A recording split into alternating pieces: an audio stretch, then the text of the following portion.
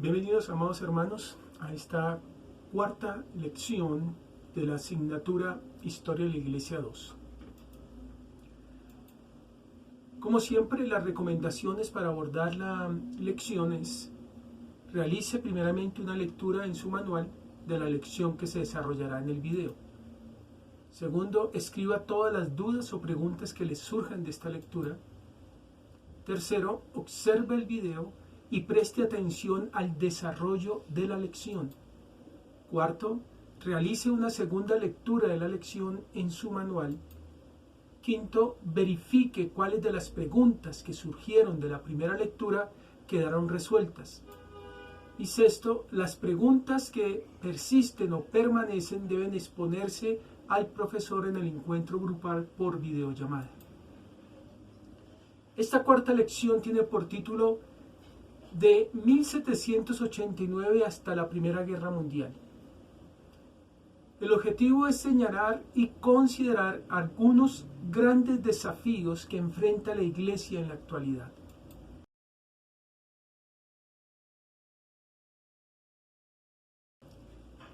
Como vimos en las lecciones anteriores, las tierras de lo que hoy es Estados Unidos fueron lugar de refugio para muchos quienes huían de Europa escapando de la pobreza, de las guerras, pero también de la intolerancia religiosa. Diversas denominaciones llegaron allí, pero mayormente puritanos, los cuales buscaban un lugar donde pudieran practicar libremente y abiertamente su fe. Soñaban con el establecer una sociedad ideal, donde la gente fuera libre y virtuosa, y donde Dios fuera respetado y obedecido. Aunque era la minoría, entre las colonias la influencia fue realmente notoria.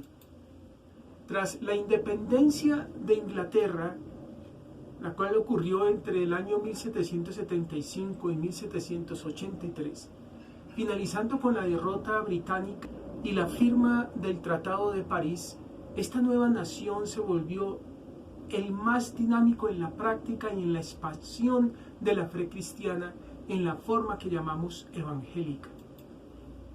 Así es como desde la mitad del siglo XIX, es decir, desde 1850, la mayor parte de los misioneros hacia el resto del mundo salen de los Estados Unidos. Pero no solo misioneros de sana doctrina, salen de allí nuevas religiones o sectas, las cuales se presentan como cristianas, aunque no tienen nada que ver con las enseñanzas de Jesús, tales como los mormones, los testigos de Jehová y la ciencia cristiana. Veamos brevemente cada uno de estos grupos religiosos. Los mormones. Su fundador fue Joseph Smith, de padres campesinos, aunque él sin ningún interés en la agricultura, por lo que él se dedicó a buscar tesoros a base de supuestas visiones, con poco o nada de credibilidad en su comunidad. Entonces un día declaró que el ángel Moroni se le había aparecido mostrándole una colección de tablas de oro escritas en jeroglíficos egipcios y entregándole el instrumento para leerlas, las dos piedras del vidente. El libro del Mormón, o Libro de Mormón, publicado en 1830, surge de las supuestas traducciones que él hacía de las tablas, escondido detrás de una cortina, mientras al otro lado otros transcribían lo que escuchaban. En él se describe el supuesto origen de los nativos americanos a partir de la confusión de la Torre de Babel, y que tras luchas entre nativos buenos y malos, solo quedaron los buenos, Mormón y su hijo Moroni. Estos dos escondieron las tablas de oro hasta que Moroni reapareció en forma de ángel, se las mostró a Smith, hasta que él las leyó y comunicó, y nuevamente Moroni se las llevó. Pero aparte de Smith, unos pocos testifican haberlas visto. A Smith y a sus seguidores se le unió una comunidad religiosa ya existente, lo que les permitió entonces organizarse como comunidad. Y según ellos, su nueva religión era para el cristianismo su culminación. Smith continuaba con sus supuestas visiones que cada vez le apartaban más del cristianismo ortodoxo. Luego de pasar un tiempo en el estado de Ohio, Smith y sus seguidores se trasladaron a Illinois, donde fundaron una comunidad autónoma con su propia milicia y proclamaron a Smith rey del reino de Dios. Smith se postuló a la presidencia de los Estados Unidos siendo radical y suprimiendo toda oposición a sus ideas. En 1844 el Consejo de la ciudad de Nauvoo lo declara como molestia pública y se ordena encerrarlo. El 27 de junio una turba de entre 150 y 200 personas irrumpieron en la cárcel para dar muerte a Joseph Smith. Pese a que intentó huir por la ventana, Smith fue acribillado a balazos, cayendo su cadáver por la ventana.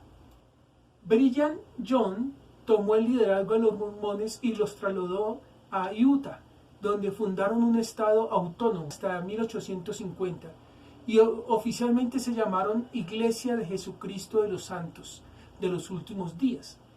John declaró la poligamia justificándose en una visión de Smith guardada en secreto. En 1857 estalló la guerra entre los mormones y los Estados Unidos.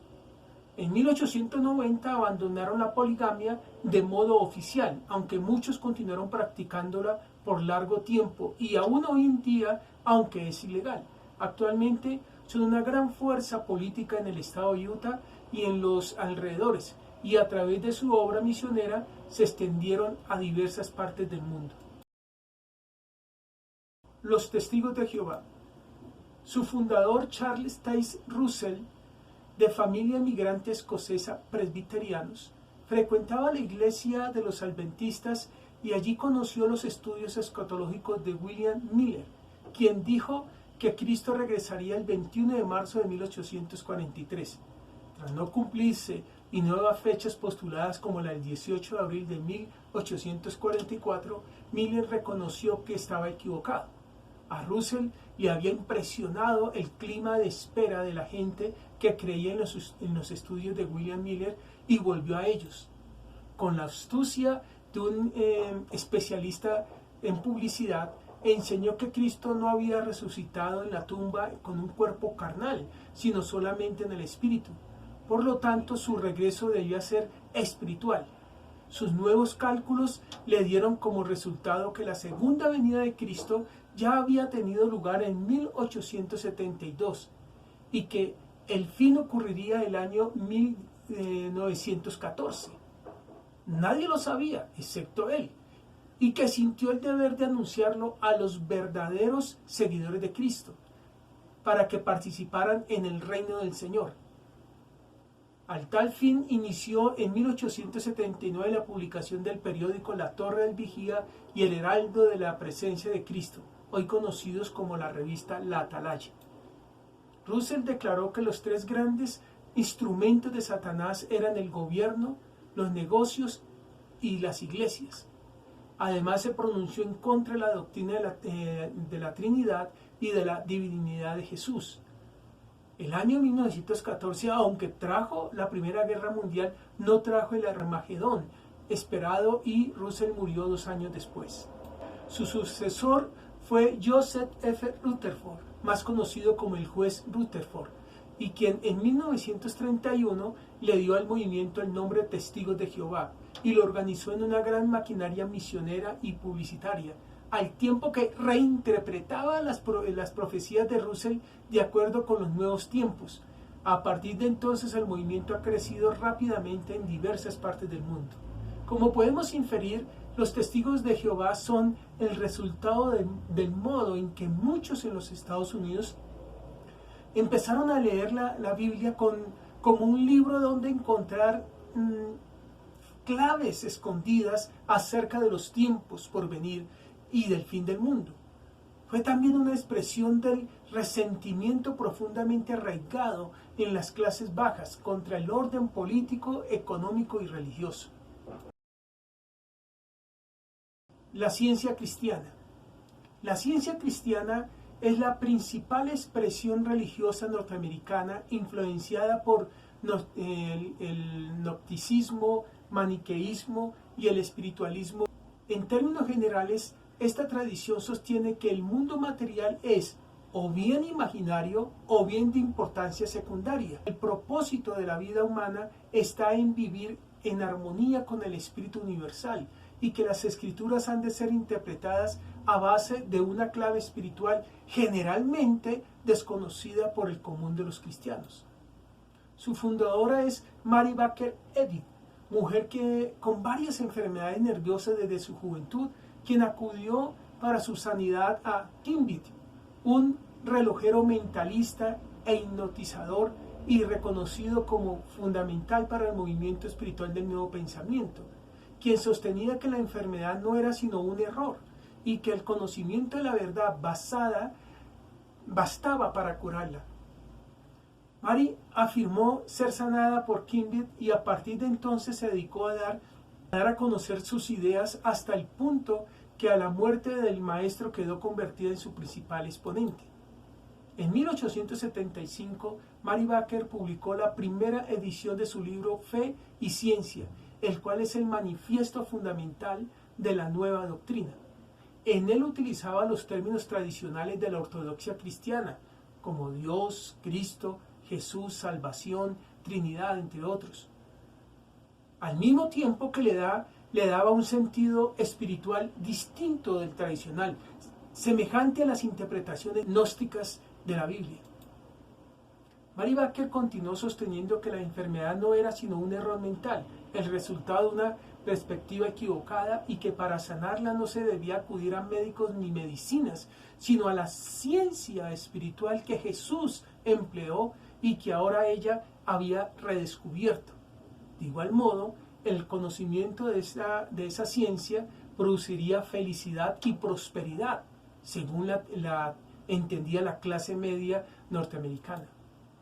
En 1879 se fundó oficialmente la Iglesia Científica de Cristo, que pronto tuvo adeptos en diversas partes del país, y 2 años después Mary Baker fundó en Boston un colegio metafísico donde se adiestraban los practicantes, no pastores, de la nueva fe.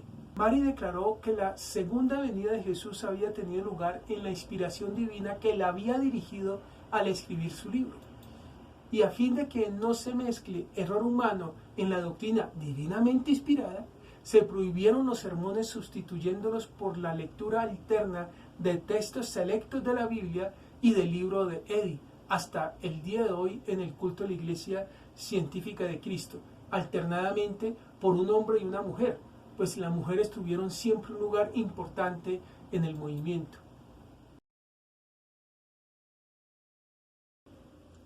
Mientras Estados Unidos surge como una potencia a todos los niveles, Europa va a tener una suerte muy diferente en los siglos XIX y XX. Podemos distinguir varios factores de su evolución. El primero es un continente profundamente dividido.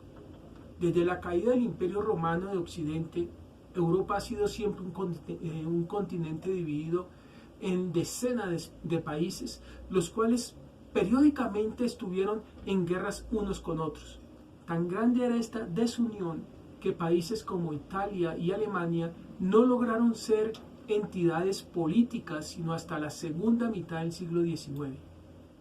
Así, Europa en el año 1848 experimentó una tercera oleada revolucionaria llamada la Primavera de los Pueblos. Fue la mayor participación popular que tuvo en comparación con las oleadas revolucionarias de 1820 y 1830.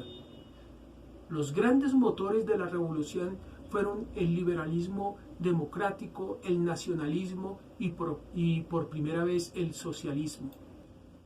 Toda Europa fue afectada por revoluciones, pero quizás la más importante de ellas fue en Francia, una revolución contra Luis Felipe de Orleán, logró el establecimiento de una república democrática que posteriormente cae bajo el dominio de Napoleón III, y así nace el Segundo Imperio francés.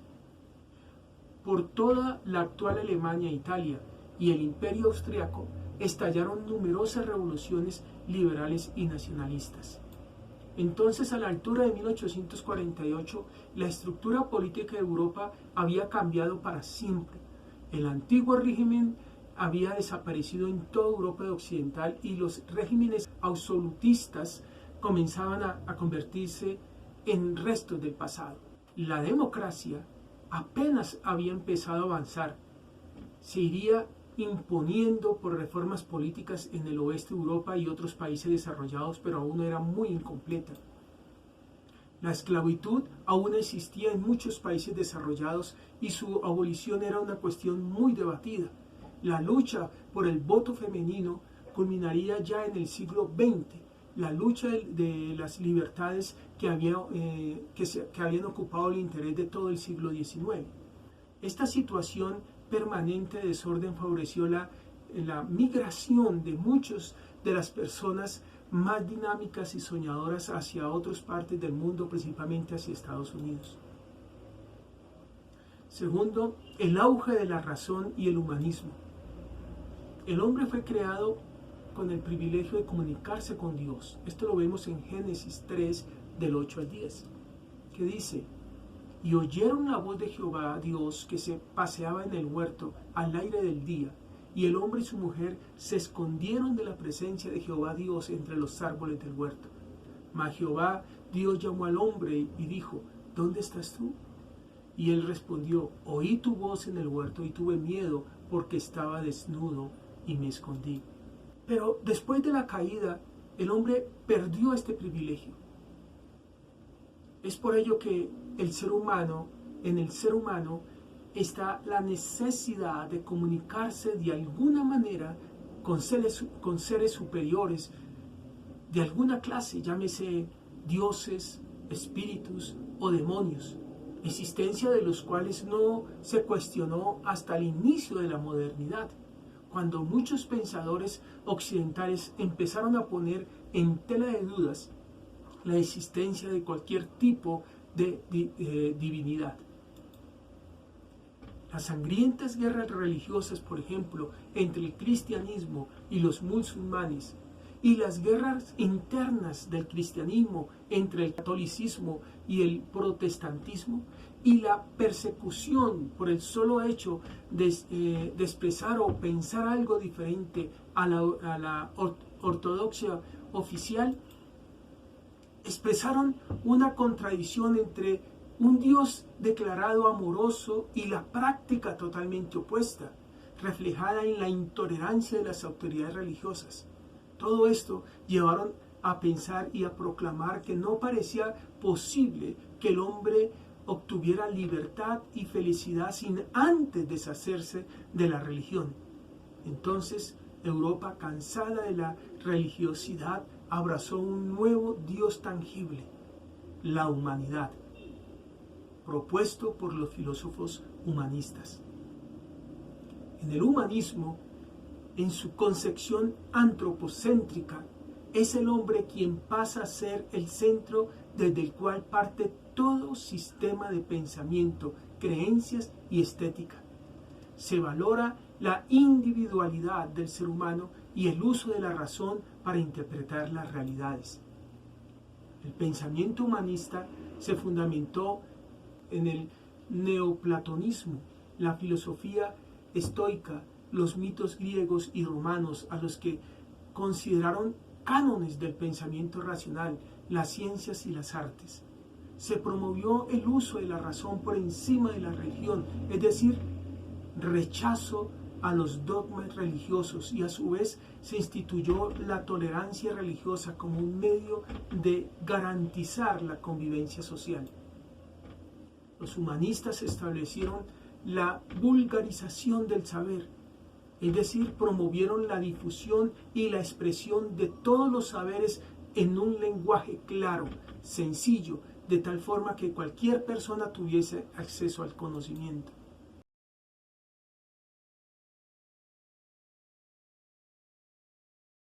nuevas políticas, surge el izquierdismo. En Europa, uno de los países más relevantes fue Francia, con una dinastía muy antigua que llevaba más de 8 siglos en el trono, con una prosperidad económica a raíz de su excelencia o excelente agricultura, industria y centros de conocimiento y cultura.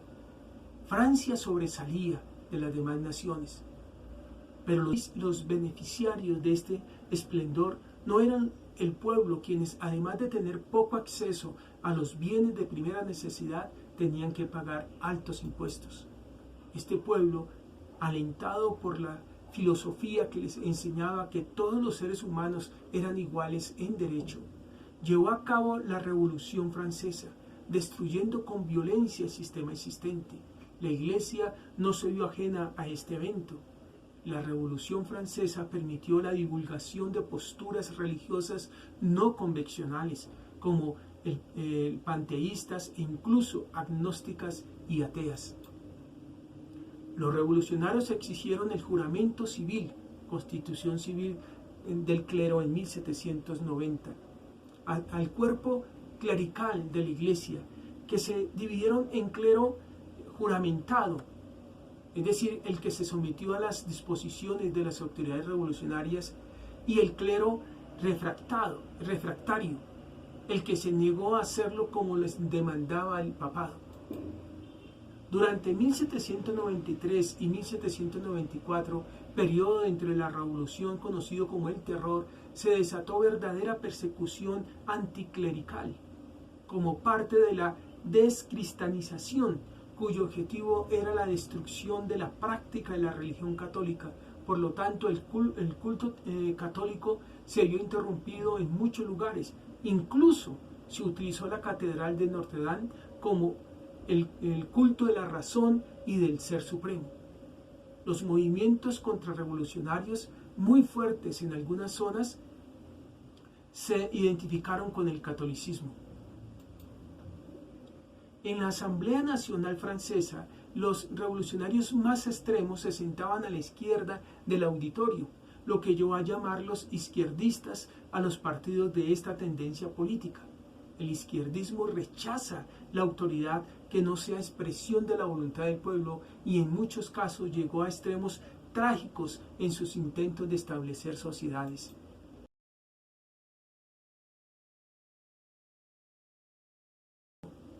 Como vimos anteriormente, los misioneros llegaron con los colonizadores a regiones como Asia y África. La crueldad, la injusticia y la avaricia de las potencias colonizadoras causó también rechazo hacia los misioneros de estas naciones, al ser vistos por los nativos como aliados de estos en favorecer las políticas e injusticias.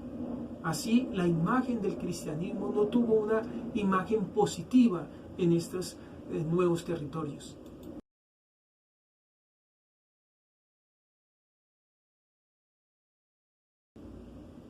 Como hemos visto a lo largo de esta asignatura, antes del siglo XVII, los credos y confesiones sustentadas en la autoridad de la Biblia y en la tradición que se remonta a la iglesia primitiva, establecían las bases de la cosmovisión teológica protestante. Pero la autonomía subjetiva de la razón y de la experiencia humana promulgada por los nuevos teólogos iniciaron el derrumbe de esta cosmovisión al establecer las fuentes externas de conocimiento. Este nuevo movimiento impactó el protestantismo aproximadamente desde 1650 hasta 1920, escudándose en la modernidad y tachando de anticuadas o pasadas de moda las teologías tradicionales.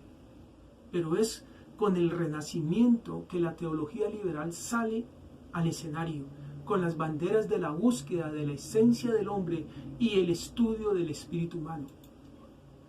Se considera como el padre del liberalismo teológico moderno al filósofo y matemático René Descartes, quien estableció las bases para los presupuestos de la conciencia moderna.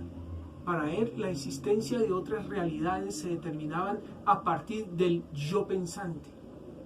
Estas ideas prevalecieron hasta el siglo XVIII y lo conocemos como el racionalismo o ilustración, alimentada entre otros por filósofos ingleses conocidos como los platónicos de Cambridge y los deístas. Para los deístas, que no practican una religión, pero creen en una deidad creadora, pero que no se involucra o interviene en el mundo, el hombre podría crear una religión natural y racional usando un mínimo de todas las doctrinas y prácticas religiosas existentes. Immanuel Kant estableció que la religión debía ocuparse de las cuestiones de fe y la experimentación científica de establecer las cuestiones de hecho. De esta manera separó la razón de la fe, descalificando como conocimiento todo aquello que no podía ser demostrado por la razón o aprendido mediante el método científico. Para Kant, los textos bíblicos se deben ajustar a principios racionales cuando estos difieran de nuestra razón, y asimismo estableció un doble estándar de verdad, entre los que la Iglesia enseñaba basado en la revelación bíblica, obra o conocimiento del pastor o sacerdote, y la teología emergente basada en criterios racionales, obra o conocimiento del erudito. Esta etapa de la teología liberal sobresale durante el romanticismo y es conocida como el liberalismo romántico. El considerado padre de la teología liberal, Friedrich Schleiermacher, definió el cristianismo como una forma de vida en continuo desarrollo y no un sistema absoluto de creencias. Entonces, para él y sus seguidores, la fe cristiana no se trataba de hablar sobre el Dios de la Biblia, sino más bien de la experiencia del hombre con él. Por lo tanto, la Iglesia debería ser la mediadora entre la conciencia de Dios en las generaciones posteriores.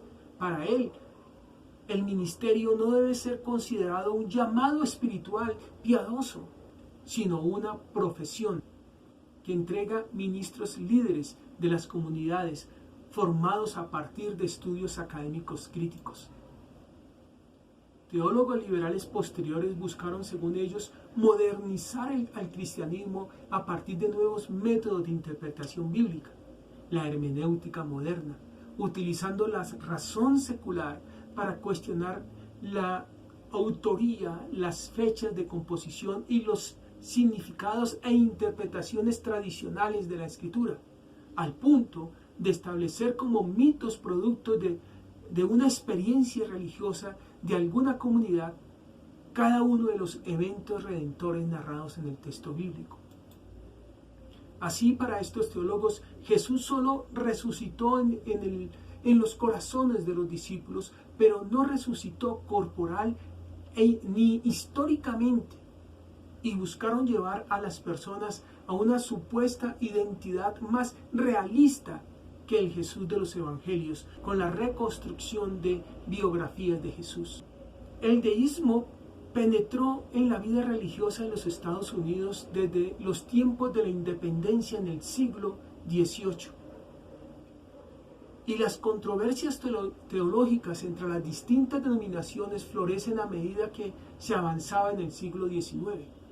Los teólogos de esta época descalifican el segundo gran despertar, estableciendo que los avivamientos no eran el resultado de la soberanía de Dios, sino que se producían mediante el uso adecuado de medios y estrategias puramente humanas.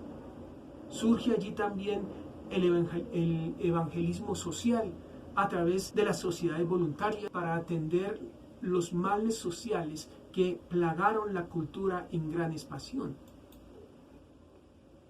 Décadas más adelante, este evangelismo social se transformó en el liberalismo evangélico, proclamando la socialización del cristianismo como defensor de los derechos de la clase trabajadora y evidencia del reino de Dios en la cultura.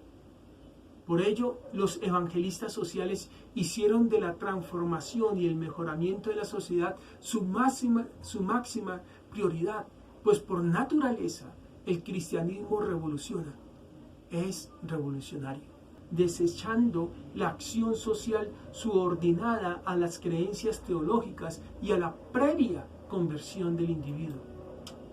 Durante el modernismo, periodo comprendido entre el año 1850 al 1920, se dio un marcado interés e importancia del tiempo histórico y un énfasis en la noción de progreso. Los teólogos modernistas buscaron armonizar el pensamiento religioso con el conocimiento, y el estudio de la doctrina cristiana se transformó en el estudio psicológico de la experiencia de fe y en el estudio sociológico de las instituciones y costumbres religiosas. Después de la década de 1920, surge un movimiento teológico en Europa y Estados Unidos que usó el lenguaje tradicional de la ortodoxia protestante y abogó por un retorno a la fe bíblica centrada en Cristo, movimiento conocido como la neoortodoxia. Aunque este movimiento aceptó métodos críticos de interpretación y enseñanza bíblica, pero el liberalismo teológico dominaba los principales seminarios protestantes, las sedes denominacionales y las editoriales en la década de 1930, por lo que la minoría conservadora formó nuevas denominaciones, seminarios y editoriales. Como podemos ver, el problema con la teología liberal es que se negó la inspiración y la inerrancia bíblica. En otras palabras, se negó que la Biblia, por ser inspiración divina, está excluyente de errores. Asimismo, se negó que los autores bíblicos como Moisés y los evangelistas fueran los verdaderos escritores de los textos que se les asignan. También dijeron que el Jesús de la Biblia no era el mismo Jesús de la historia y muchas otras ideas contrarias a la autoridad absoluta de las Escrituras. La teología liberal, en su reinventar constante, ahora argumenta que el Evangelio no tiene que ver con la vida eterna ni con el perdón de los pecados, sino más bien con la liberación sociopolítica y el progreso de las naciones y el avance humano.